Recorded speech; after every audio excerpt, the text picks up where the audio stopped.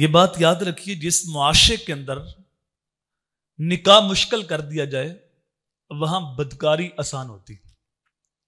اور جس معاشرے میں نکاح آسان کر دیا جائے وہاں بدکاری مشکل ہوتی ہے۔ ایک سازش کے تحت ہم غیروں کے قدموں میں جا بیٹھے اور ہمارے اوپر رسومات کی ایسی بارش کر دی گئی کہ ہر بندہ یہ سمجھتا ہے کہ جب تک رسومات پوری نہیں ہوں گی اتنی دیر تک شادی نہیں ہوگی، اتنی دیر تک شادی کا مزہ نہیں آئے گا، اتنی دیر تک شادی ہی نہیں لگے گی۔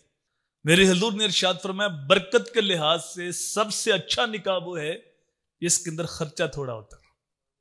یہ برکت کے لحاظ سے سب سے اچھا نکاح ہے جس کے اندر خرچہ تھوڑا۔ آج بچی والوں کی الگ ڈیمانڈ ہے، بچے والوں کی الگ ڈیمانڈ ہے۔ تو میں تو کہا کرتا ہوں آج کل لوگ جو ہے وہ رشتے انسانوں کے ساتھ نہیں کر رہے،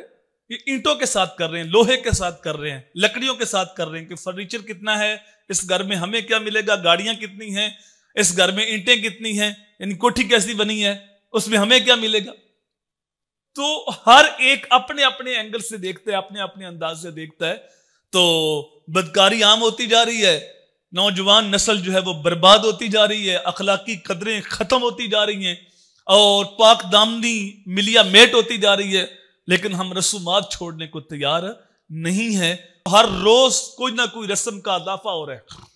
اور کوئی ہم ٹی وی پہ دیکھ لیتے ہیں، کوئی ہم اپنے کسی علاقے میں دیکھ لیتے ہیں، کوئی معاشرتی رسم ہوتی ہے، کوئی علاقائی رسم ہوتی ہے، کوئی خاندانی رسم ہوتی ہے۔